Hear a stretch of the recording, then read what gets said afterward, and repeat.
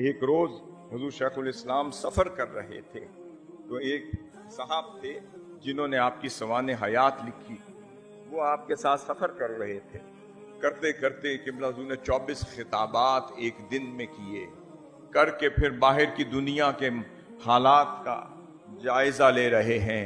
ایک فون ادھر سے ہے، ایک ادھر سے ہے، کبھی سیاست کی بات، کبھی تنظیم کی بات، کبھی ادارت کی بات، کبھی جامعہ کی بات، کبھی اللہ کی بات، کبھی اللہ کے محبوب کی بات، کبھی نظام کی بات، کبھی تحریک کی بات، کبھی باہر کے دنیا کی اسٹیبلش نظام کی بات، کبھی پاکستان کے اندر کی تنظیموں کی بات، کبھی اپنی تصنیف کی بات، کبھی 24 لوگوں کے ساتھ مل رہے ہیں، کسی کی غمی ہے، کسی کی خوشی ہے، کسی کی مراد پوری کر رہے ہیں۔ وہ دیکھ کر گم ہو گیا۔ جب گاڑی میں بیٹھا تو بولا نہیں جا رہا تھا۔ پوچھتا ہے حضور ایک سوال کرنا چاہتا ہوں، یہ سب کچھ کیسے ہے؟ یہ سب کچھ کیسے ہے؟ آپ نے فرمایا اس کیسے کا جواب میرے پاس نہیں، اس کیسے کا جواب میرے پاس نہیں۔ وہ ڈرائیور اشرف تھا یا خالد تھا، اسے فرمایا یہ جو کیسٹ ہے نصرت کی قوالی چل رہی تھی، اس کو آن کرو۔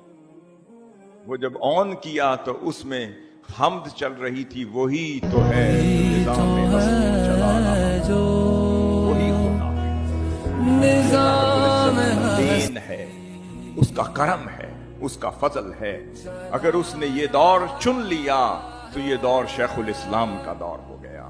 ہر صاحب دور اور زمانہ کا ایک دور ہوتا ہے، وہ دور اور زمانہ، وہ عصر، وہ صدی ان سے منسوب ہو جاتی ہے، ان کے نام سے جانی جاتی ہے۔ لوگ کہتے ہیں آج نہیں، آج بھی کہیں گے، کہہ رہے ہیں اور انشاءاللہ کہتے رہیں گے، مگر میں 1-2 صدیوں کے بعد کی بات کر رہا ہوں۔ وہ دور آئے گا، لوگ تفسیر اٹھائیں گے تو شیخ الاسلام کے بغیر تفسیر نہیں کر سکیں گے۔